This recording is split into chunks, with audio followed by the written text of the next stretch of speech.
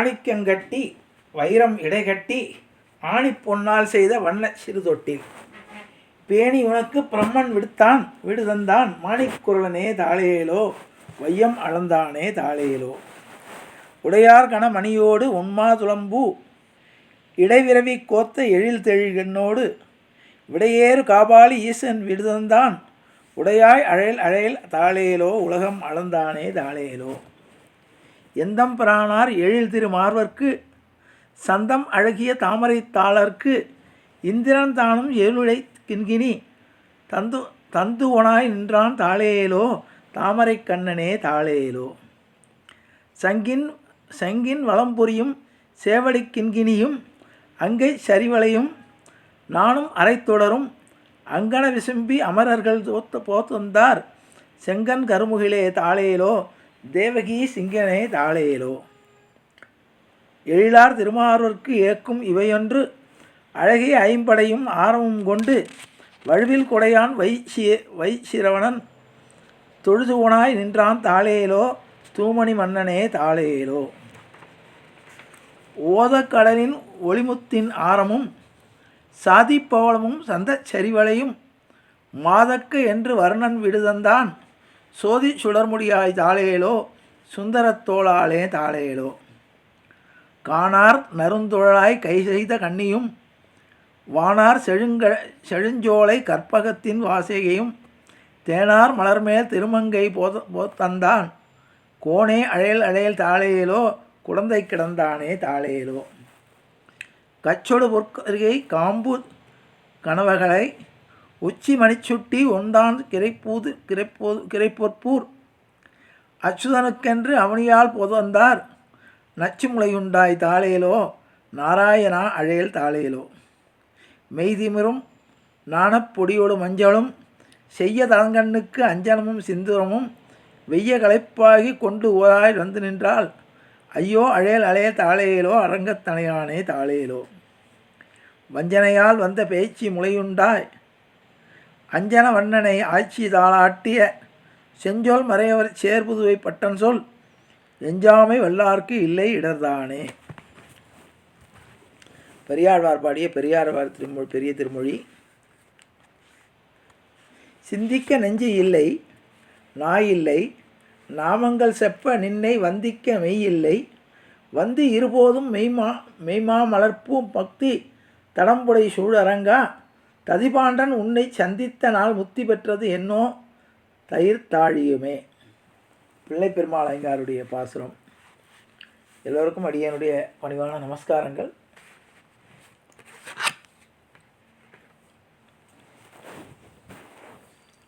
மகாபக்த விஜயம் என்னும் தலைப்பிலே வடதேசத்து மகான்களுடைய சரிதங்களை நாம் கண்டு அனுபவித்து வருகிறோம். அந்த வரிசையிலே இன்றைய தினம் 63வது நாம் காண இருப்பது ஸ்ரீ கூர்மதாசர். பிரதிஷ்டானம் என்ற ஒரு நகரிலே அந்தணர் குலத்திலே பிறந்தவர் கூர்மதாசர். பிறவியிலே முடமானவர், கால்கள் இல்லை. இவர் நடக்க முடியாத சூழ்நிலை. இவர் ஆமை போல் ஊர்ந்து சென்றதனால் இவரை கூர்மதாசர் என்று பெயர் ஏற்பட்டது இவருக்கு. இவர் சிறந்த ஹரிபக்தர். எங்கெல்லாம் இறைவனது புகழ் பாடப்படுகிறதோ அங்கெல்லாம் இவரை காணலாம். ஓரிடத்தில் பண்டரிபுரம் மகாத்மியம் சொல்ல கேட்டு திக்கு நோக்கி தொழுது எனக்கு அங்கே செல்லும் பேறு கிடைக்குமோ என்று வருந்தினார். அப்பொழுது அங்கிருந்த சிலர் கைகால்கள் திடமாக உள்ள எங்களுக்கே பண்டரிபுரம் போவதற்கு யாத்திரை செல்வதற்கு மிகவும் கடினம். அந்த காலத்தில் நடந்து தான் போகணும். போவது மிக அரிதான விஷயமாக இருக்கிறதே. நீர் இப்படி கால்கள் முடமாகி இருக்கக்கூடிய நீர் எவ்வாறு போக முடியும் என்று எதற்கு இந்த வீண் ஆசை என்று அவரை நோக்கி சொன்னார்கள். கூர்மதாசர் மிகவும் சிந்தித்தார். மாளினாக பிறந்த இறைவனது தரிசனம் செய்ய இயலாதவனாக இருக்கிறேனே என்று ஏங்கி நின்றார். அதாவது அரிதறிது மாநிலனாக பிறத்தல் அரிது அதிலும் கூண் கூழ செவிடு பேடு இன்றி பிறத்தல் அணிது என்று பாடல் உண்டு. மாநில பிறவி கிடைப்பதே பெரிது. அதில் கை கால்களோடு நல்ல ஆரோக்கியத்தோடு இருக்கக்கூடிய பிறவி இன்னும் பாக்கியம். அப்படிப்பட்டவர்கள் இறைவனை நினைக்கணும். ஆனால் இவர் ஊனமுற்றவர்களாக இருந்தால் கூட இந்த மானிட பிறவி கிடைத்தும் உன்னை வணங்க முடியாமல் போய்விட்டதே என்று நினைத்து வருந்தினார். பொதுவாக உலகத்திலே ஊனமுள்ள குழந்தையாக இருந்தால் தாய் அதனிடம் கொஞ்சம் அதிகப்படியான அன்பு செலுத்தான் வளர்ப்பாள். ஏன்னா இந்த குழந்தையுடைய நிலைமை தாய்க்கு தெரியும். மற்ற குழந்தைகள்லாம் ஓடியாடி விளையாடும் போது இந்த குழந்தை முடங்கி இருக்கிறதே என்று அதற்கு கொஞ்சம் அதிகப்படியான கருணை காட்டுவாள்.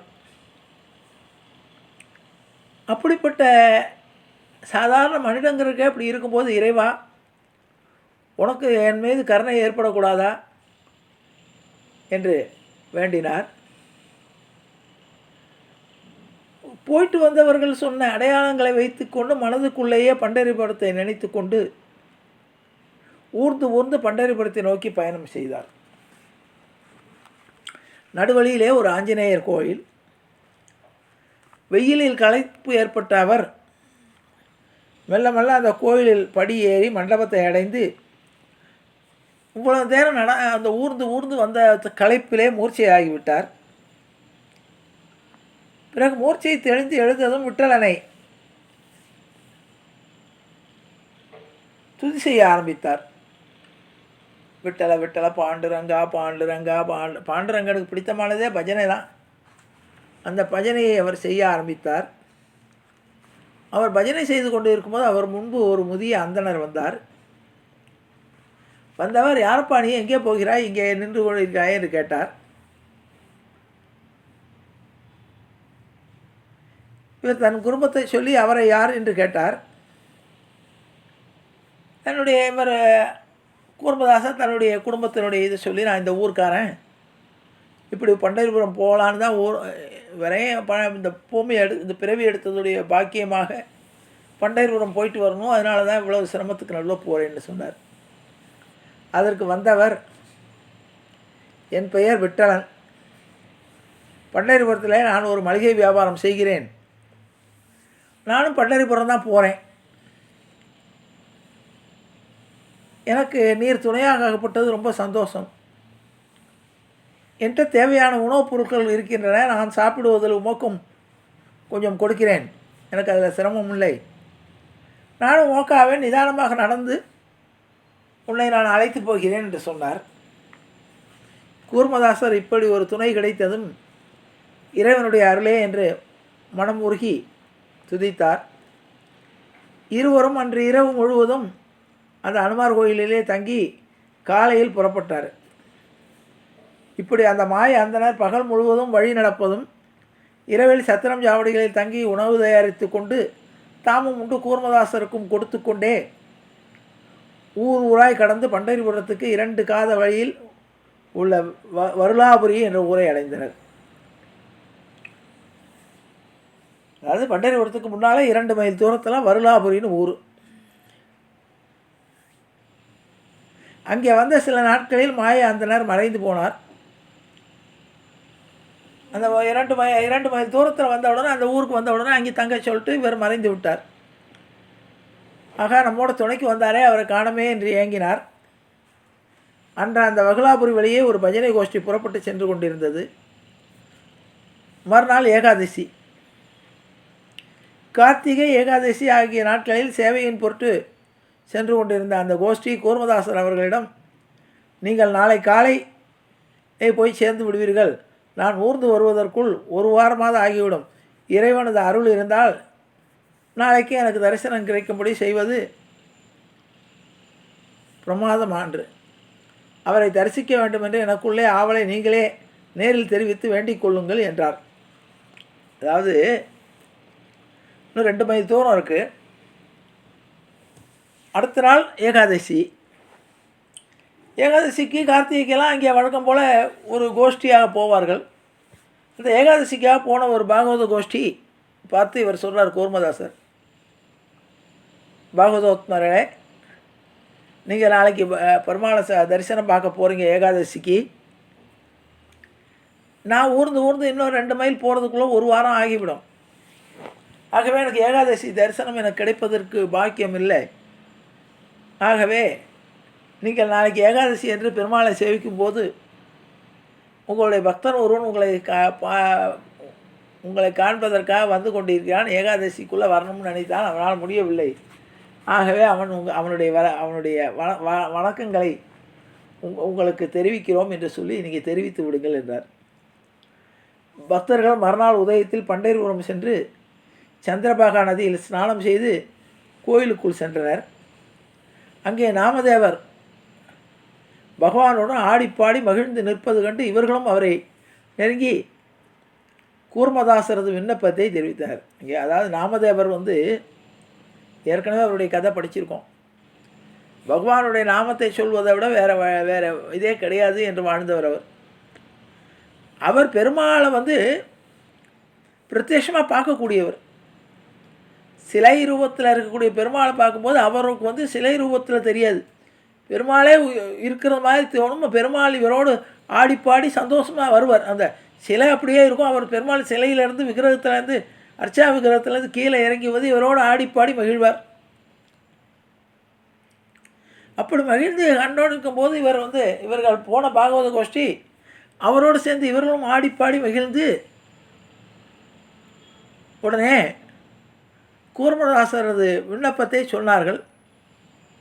அதை கேட்டவுடனே பகவான், அப்படியா, இதோ நானே நேரில் வருகிறேன் என்று சொல்லி ஞானதேவர் நாமதேவர் இருவரையும் அழைத்து கொண்டு அந்தன வடிவம் கொண்டு ஒரு பிராமணராக வேஷம் போட்டுக்கொண்டு நேராக போயிட்டார். வழியிலே பெண்டி என்ற ஒரு சிறு கிராமம். அங்கே நந்தவனத்தில் திருப்பணி செய்யும் சாமந்தன் என்ற ஒரு பக்தன் இருந்தான். நெடுநாளாக அவனுக்கு சேவை அவனுக்கு காட்சி தர விரும்பின பகவான் இவர்களை சற்றே நில்லுங்கள் என்று கையமர்த்தி விட்டு சாமந்தனது நந்தவனத்துக்குள் புகுந்தார். அவர் வரவு கண்டு மகிழ்ந்த சாமந்தன் பகவானுடைய திருவடிகளில் வணங்கி பூசிக்க, சாமந்தா, உன் பூஜையை ஏற்க இது சமயம் என்று என்னை 2 கல்வர்கள் தேடி வருகின்றனர். ஒளிந்து கொள்ள இடம் கொடு என்று ஒரு குடிசையின் மூலையிலே ஒளிந்து கொண்டார். இந்த மறைவு போதாது, அந்த கல்வர் கண்டுபிடித்து விடுவர் என்று பகவான் சொன்னார். உடனே ஆனால் சரி, என் இதயத்திலேயே இரும் என்றான் சாமந்தன். சரி, உனக்கு ஒளிஞ்சிக்க இடம் இல்லை அப்படின்ன உடனே என் மனசுக்குள்ளே ஒளிஞ்சுக்கோன்னு பகவான் அவனுடைய மனப்பீடத்தில் ஏறி மறைந்து கொண்டார். சாமந்தனது அகமும் முகமும் ஒருங்கே மலர மெய் சிலிர்த்தது. உடனே சாமந்தா, உனக்கு என்ன வரம் வேண்டும் கேள் என்றார். பகவானே, சுவாமி, எனக்கு எந்த பிறவி எடுத்தாலும் உனது திருவடிகளை மறக்காத எண்ணம் வேண்டும். இற்றைக்கும் ஏழேல் பிறவிக்கும் உந்தன்னோடு உற்றோமே ஆவோம், உனக்கே நாம் செய்வோம். நாச்சியார் சொன்னது. பகவான் காட்சி தரும்போது நம்ம கேட்க வேண்டிய வரம் இதுதான். என்றைக்குமே உன்னை மறவாமல் இருக்கக்கூடிய ஒரு எண்ணம் எனக்கு கொடுன்னு சொல்லிட்டாவே எல்லாமே வந்துடும். இறைவன் போய் ரொம்ப நேரம் ஆகிவிட்டதே, இன்னும் வரவில்லையே என்று வருத்தப்பட்டு அந்த நந்தவனத்துக்குள் நாமதேவர் புகுந்தார். அங்கே சாமந்தன் சமாதியிலே ஆழ்ந்திருந்தார்.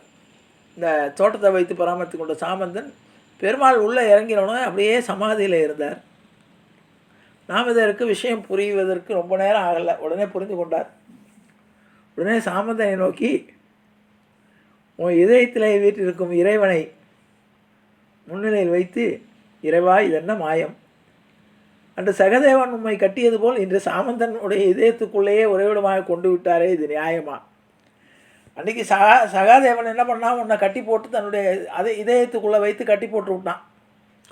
இப்போ இந்த சாமந்தனுடைய அன்புக்கு கட்டுப்பட்டாயே, கண்ணினும் சிறு தாம்பினால் கட்டுண்ண பண்ணிய பெருமாயன்னர். பெருமாள் ஒரு சின்ன கயிறில் கட்டுப்படுவான், அன்புங்கிற கயிறில். அது கேட்ட பகவான், சாமந்தா, உன் பெருமையை இந்த உலகுக்கு விளக்கவே நான் இவ்வாறு செய்தேன். இனியும் அவர்களை காத்திருக்கும்படி செய்வது நியாயமில்லை என்று சொல்லியவராய் சங்கு சக்கரதாரியாய் எதிரே தோன்றினார்.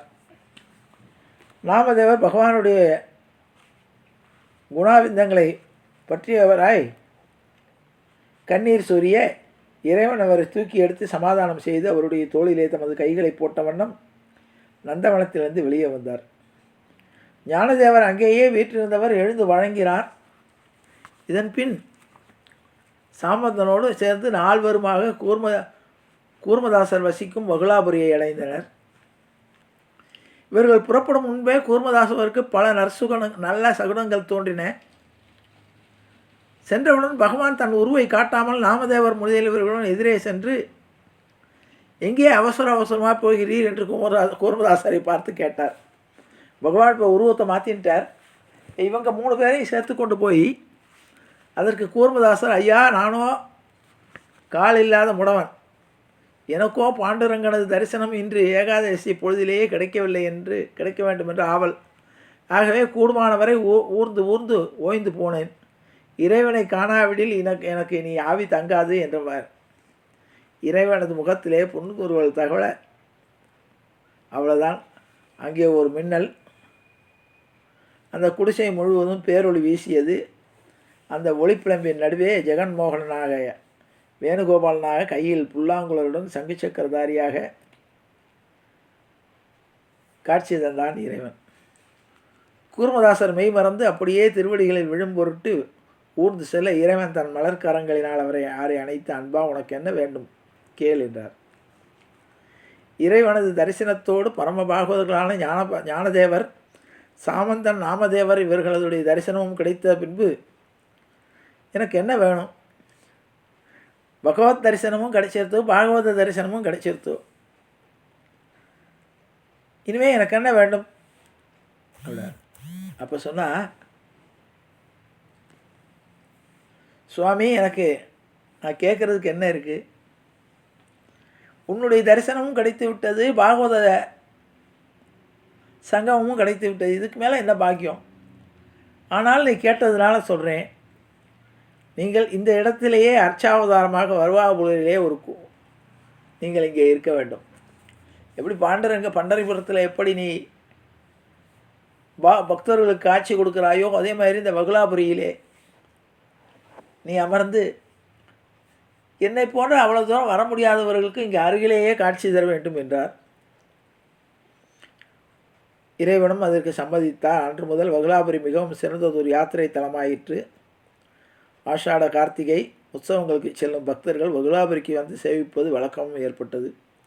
காசி யாத்திரை செல்பவர் கங்கையை கொணர்ந்து ராமேஸ்வரத்தில் உள்ள ராமநாதரை தரிசித்து அபிஷேகம் செய்தால் காசி பலன் பூர்த்தியாகும் என்பது போல் பண்டரிபுரம் செல்பவர்கள் வகுலாபுரிக்கு சென்று இறைவனை தரிசித்தால் தான் பலன் உண்டு என்று பலரும் நம்பி அதையே இன்று வரை செய்து வருகிறார்கள் என்ற அறையிலே அந்த வகுலாபுரிக்கு சிறப்பு சேர்ந்த அந்த கூர்மதாசருடைய திருவடிகளை வணங்கி நிறைவு செய்கிறேன். ஜானகி காந்தஸ்மரணே ஜெய ஜெய ராமராம் சத்குரு மகாராஜ் கீயே, ஆஞ்சநேய மூர்த்தி கீயே. அறியாத பிள்ளைகளோ அன்பினால் உந்தன்னை சிறுபேரழித்தனம் சீறி அருளாத இறைவான் இதாராய் பறையிலோ ரொம்பாவாய். எற்றைக்கும் ஏழையல் பிறவிக்கும் உந்தன்னோடு உற்றோமேயாவோம். உனக்கே நாம் ஆட்செய்வோம் மற்ற நம் காமங்கள் மாற்றேலோ ரொம்பாவாய். செங்கர் திருமுகத்து செல்வத் திருமாலால் எங்கும் திருவருள் பற்றி என்பூரோ ரொம்பாவாய். ஹரே ராம ராம ராம ஹரே ஹரே. ஹரே கிருஷ்ண கிருஷ்ண கிருஷ்ண ஹரே ஹரே. கோவிந்தராம சங்கீர்த்தனம். கோவிந்தா ஹரி கோவிந்தா.